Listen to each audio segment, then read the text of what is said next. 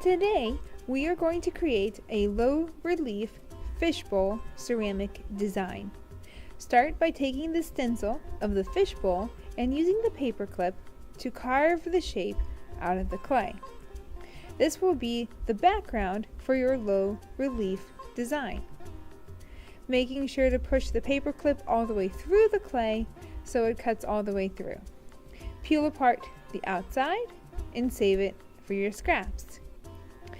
Now, I'm going to use a little bit of water to smooth out my piece of clay.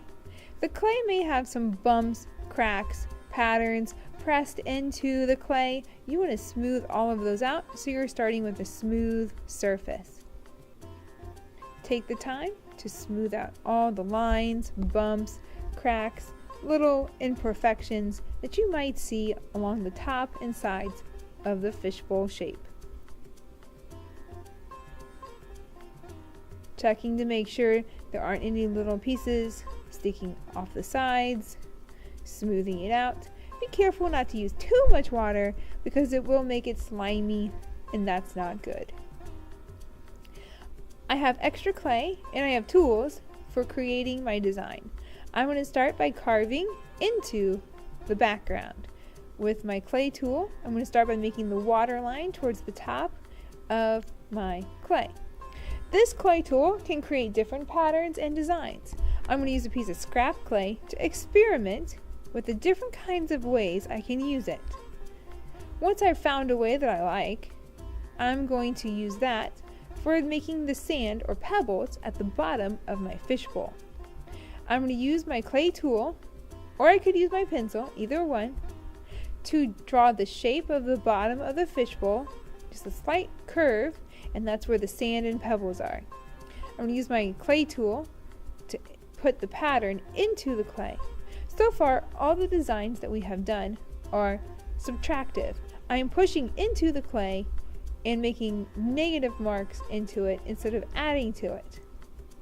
In just a minute, we'll make some pieces where we have to add them to our clay background. That looks good. Now I'm ready to start my low relief design. I'm going to take a piece of clay, roll it in my hands, and this is going to be the body of the fish. The fish is going to need 4 pieces of clay, one for the body, one for the back fin, one for the top fin, and one for the bottom fin. Each piece of clay needs an X, and an X needs to go onto the clay where you would like it to go. 2 X's allow it to hook together. This process is called scoring. Use a little bit of water to smooth out any bumps or cracks that might have appeared on the clay as you are creating the shape. Do the same process for adding the tail and the fins. Your shape of your tail and fins do not have to be the same as mine. They can be different. Just mold the clay into the shape you want with your fingers by pinching and pulling and shaping. Don't forget to put the X and then attach it to the background for the fishbowl. Put an X where you want it to go, and on the piece of clay, a little bit of water. Again, this process is called scoring and slipping. Once I am done making all the parts of my fish, I can use my clay tools to decorate it, adding details to my clay fish. I'm now going to use some clay to make seaweed around the outside of my fish. This is also going to be a low relief sculpture, something that pops up out of the background. Make a small coil and attach it by scoring it and slipping it. Once I have added as much seaweed as I can to my fishbowl, I'm going to use my pencil to give my fish some bubbles by pressing into the clay with the eraser end of it. You can add some extra details if you want. If you have time to make extra things, you can. When you're all finished, make sure you clean up your materials. Put your clay project on the back table to dry.